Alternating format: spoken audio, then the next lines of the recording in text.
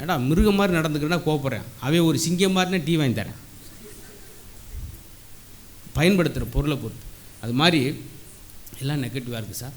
ஆடம்பரம் தான் விரும்புகிறாங்க. அப்படி அதாவது எளிமையாக அப்பா காசுலேயே வாழணும், சொந்த காசில் வாழணும் அப்படி நினைக்கிறது மாணவர்கள் குறைவு. கடனை உடனே வாங்கி பையனை படிக்க வைக்கிறாரு. என்னை மாதிரி தமிழில் பேசக்கூட ஆங்கிலத்தில் பேசணும்னு சொல்லி வெளிநாட்டுக்கு அனுப்பிச்சி வைக்கிறாரு. இடத்த விற்று மாட்டை விற்று படிக்க வைக்கிறாரு. 5 வருஷம் ஆச்சு, பையன்ட்டு எந்த வித பதில் வரல, லெட்ரு வரல, ஃபோன் கால் வரல.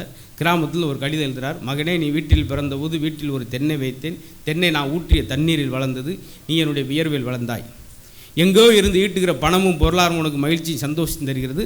நான் இங்கு வைத்த தென்னை எனக்கு நல்ல நிழலையும் இளநீரையும் தருகிறது. என்றாவது ஒரு நாள் நீ இமெயிலில் மூழ்கி இருக்கும்போது என் உடம்பில் ஈமொய்த்த செய்தி வந்து சேரும். எனது இறுதி ஊர்வலத்தில் இல்லாவிட்டாலும் பரவாயில்ல, அந்த தென்னை ஓலையை என்னை சுடாடு வரை தூக்கி செல்லும் முடிக்கிறார். என்ன அர்த்தம்?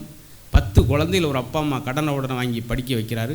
10 குழந்தையில் ஒரு குழந்தையாவது தான் அப்பாவை பார்க்குதா அம்மாவை பார்க்குதான்றதான் கேள்விக்குறி. அதுக்காக சொல்கிறது. அது மாதிரி பெரிய மகிழ்ச்சி அள்ளி கொடுத்துருவனா இளைஞர்கிட்ட அந்த பொறுப்பு பாருங்கள். சாதாரண இந்த கொடி அசைச்சு ஹோட்டல் கூப்பிடுவார் பார்த்தீங்களா?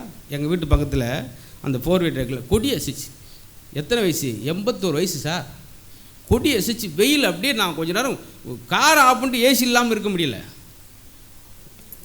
6 மணி வரைக்கும் காலைல 8 மணிக்கு போயிட்டு 82 வயசில் கொடி அசைச்சு அந்த அந்த ஒரு வித்தியாசமான தொழில் இந்த வேலையை.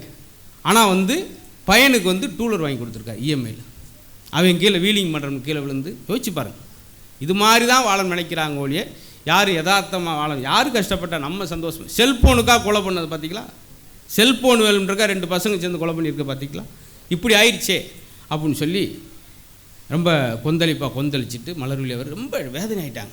எனக்கு தெரிஞ்சு இன்றைக்கி 2 குளுக்கோஸ் சேர்த்தன் போல அவங்க ஆகிட்டாங்க.